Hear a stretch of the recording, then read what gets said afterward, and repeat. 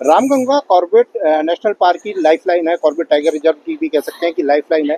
ये रामगंगा अभी जितनी शांत और प्रदूषण रहित दिख रही है, ये रामगंगा ऐसी बरसात के बाद नज़र नहीं आती। बरसात के बाद इसमें बहुत सारा कचरा बह के आता है, जो यहाँ जो है प्रदूषित करता है इस पानी को, और इसके साथ साथ जंगल को भी प्रदूषित करता है, और वन्य जीव भी इसको पीने से बीमार हो सकते हैं, या कई वन्य जीव ऐसे हैं जो उस इलाके को छोड़ के जा सकते हैं। सर, पहला सवाल तो यही है कि किस तरह की मीटिंग हुई है आज इसको लेकर के? यहाँ पर एक मीटिंग आपने आयोजित की थी, किस तरह की मीटिंग हुई है, क्या सुझाव आए, कोई कंक्रीट सुझाव आपके पास है या नहीं है? देखिए, जैसा आपने बहुत अच्छे से बताया कि रामगंगा को अगर कॉर्बेट की लाइफलाइन कहा जाए या कॉर्बेट का जो भी कंजर्वेशन है वो रामगंगा पे बेस्ड है, क्योंकि ये सबसे महत्वपूर्ण रिवर है जो पूरे कॉर्बेट टाइगर रिजर्व को और इसके जो वन्य जीव हैं, इसके जंगल हैं, उनको सींचती है। इसकी हेल्थ मॉनिटरिंग बहुत इंपॉर्टेंट है, क्योंकि इसकी हेल्थ पूरे सिस्टम के लिए बहुत ज़रूरी है।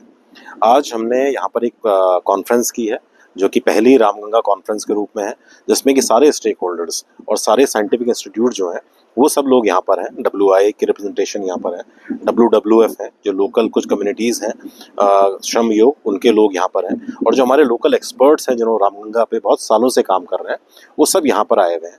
हमारा उद्देश्य आज की मीटिंग का ये है कि कैसे रामगंगा की हेल्थ मॉनिटरिंग की जाए। पहले तो इस पे जो हमारे जो जीवन जो इस पे डिपेंडेंट है, जो कि फ्लोरा है, फौना है, उनको कैसे मॉनिटरिंग किया जाए, उसका हम एक प्रोटोकॉल बना लें, एक आउटकम बना लें। कम्युनिटीज़ जो इसमें इन्वॉल्व हैं, क्योंकि सिर्फ इकोलॉजिकल फ्लो की बात नहीं है, कल्चरल फ्लो भी बहुत इंपॉर्टेंट है पूरे क्षेत्र के लिए, पूरे पहाड़ के लिए।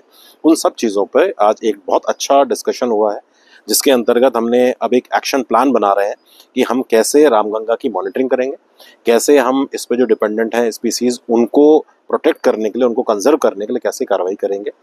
जो रामगंगा पे इम्पैक्ट आ रहा है, चाहे वो क्लाइमेट चेंज का है, उसके लिए मिटिगेशन के लिए क्या किया जा सकता है, और एक बहुत महत्वपूर्ण जो बिंदु है वो है पोल्यूशन का, कि रामगंगा में, क्योंकि रामगंगा में जो बाहर से जो क्षेत्र आता है उसमें हमने देखा है विगत कुछ वर्षों से कि पॉल्यूटेंट्स जो है, मेनली प्लास्टिक पॉल्यूशन बहुत बढ़ गया।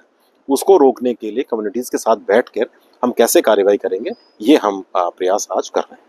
सर, जिस तरीके से पोल्यूशन बढ़ रहा है और हम देख रहे हैं कि प्लास्टिक है, या इसके अलावा कांच की बोतलें हैं, और इस तरह की कई चीज़ें आती हैं जो वेस्टेज है, क्या इनसे नदी की सेहत खराब हो रही है? क्योंकि इससे गंध भी आती है, कई कई चीज़ों का असर इस पर भी पड़ता होगा कि जानवरों पर कुछ इस तरह का असर अभी तक आपने कहीं देखा है, या इस पर कुछ आगे क्या, किस तरीके से इसको ठीक करने की कोशिश की जाएगी?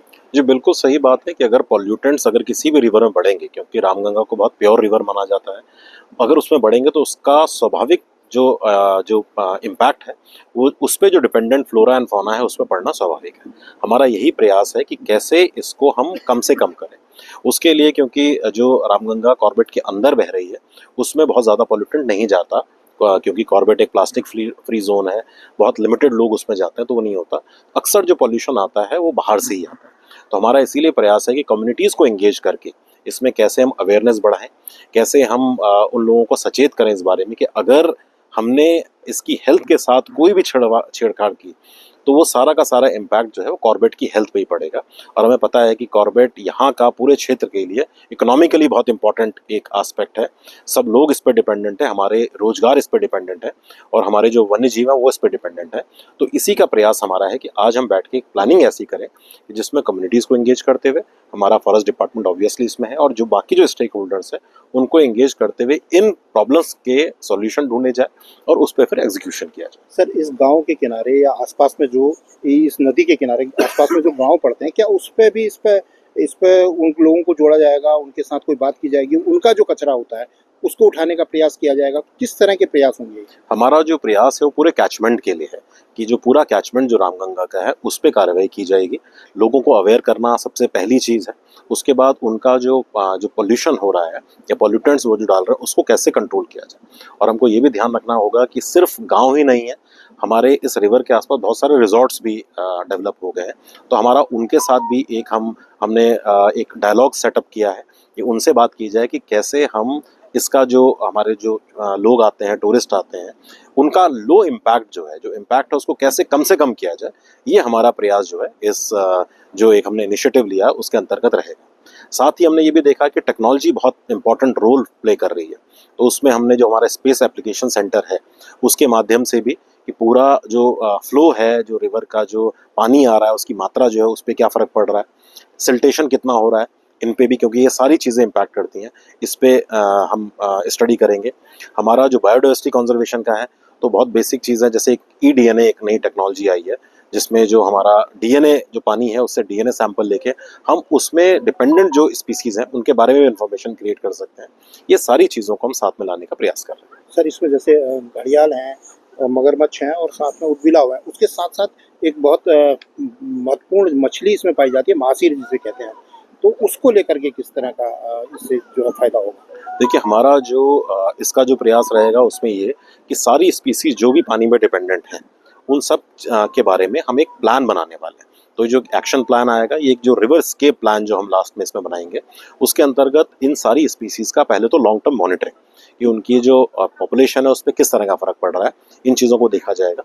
फिर अलग जो पूरे क्षेत्र है उसमें से कुछ पॉइंट से हम वाटर सैम्पलिंग उसमें करेंगे कि किस क्षेत्र में किस तरह का पानी की क्वालिटी पे क्या इम्पैक्ट है, नेगेटिव पॉजिटिव जो भी हो वो होगा, और वो किस तरह की पॉपुलेशन को, कौन सी स्पीसीज के पॉपुलेशन को सपोर्ट कर सकता है। इन सब के बारे में एक प्लानिंग की जाएगी ताकि हम इसका ब्रॉड टर्म जो प्लान है वो बना पाए।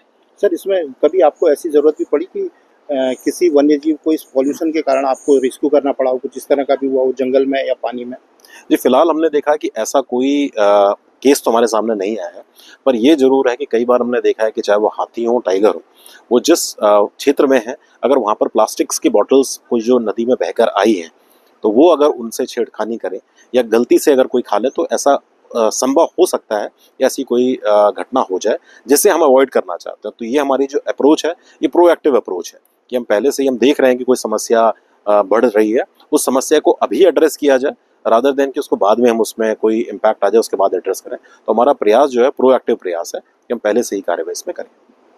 तो ये थे हमारे साथ कॉर्बेट टाइगर रिजर्व के डायरेक्टर डॉक्टर साकेत बडौला, जिनका साफ कहना है कि इस नदी को समय रहते बचाना बहुत ज़रूरी है, क्योंकि ये कॉर्बेट की लाइफलाइन भी है। इसके साथ साथ कई वन्य जीवन इसमें पलते हैं, तो इसको बचाना बहुत ज़रूरी है, जिसके लिए ज़मीनी कदम जो है उठाए जा रहे हैं, जिसके चलते इसको जल्द से जल्द इस पर सुधार किया जाएगा।